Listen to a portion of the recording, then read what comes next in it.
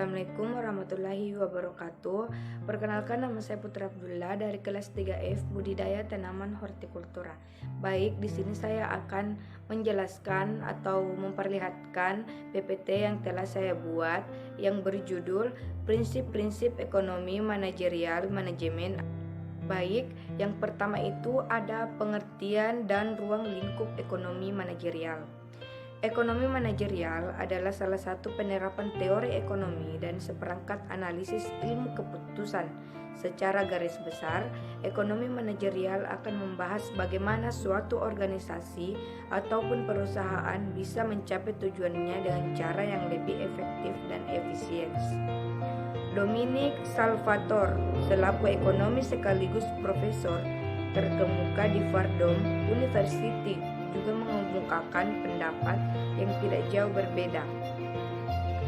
Menurut pendapatnya, ekonomi manajerial adalah wawasan yang menunjukkan adanya teori ekonomi dan analisis pengambilan keputusan untuk menganalisis apakah bisnisnya dapat mencapai tujuan secara efektif dan efisien. Yang kedua, prinsip dasar ilmu ekonomi. Ilmu ekonomi atau prinsip-prinsip ekonomi manajerial membuat dalam penalaran rasional dan pemikiran yang jelas. Mereka mengembangkan kemampuan dan kekuatan logis secara manajer. Beberapa prinsip penting dari ekonomi manajerial yaitu: pertama, prinsip marginal dan inkremental. Yang kedua, prinsip equi-marginal. Yang ketiga, prinsip biaya peluang. Yang keempat, prinsip perspektif waktu. Dan yang kelima, prinsip diskon. Yang ketiga yaitu teori perusahaan. Nah, di sini kita harus tahu dulu teori perusahaan itu apa. Teori perusahaan adalah konsep dasar yang digunakan oleh kebanyakan studi ekonomi manajerial.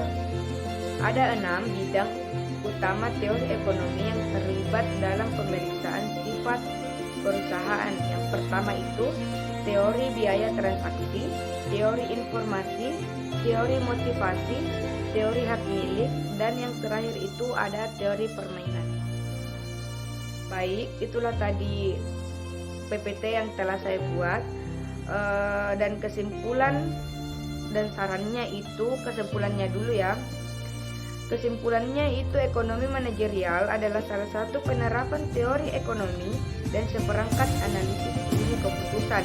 Secara garis besar, ekonomi manajerial akan membahas bagaimana suatu organisasi ataupun perusahaan bisa mencapai tujuannya dengan cara lebih efektif dan efisien. Keputusan manajerial dibuat dengan pertimbangan tujuan organisasi dan disesuaikan dengan keberadaan organisasi secara keseluruhan. Keputusan manajerial memiliki efek yang luas ketimbang keputusan individu. Baik, saran saya di sini yaitu keputusan menguntungkan jika pendapatan meningkat lebih dari biaya jika biaya mengurangi lebih dari pendapatan.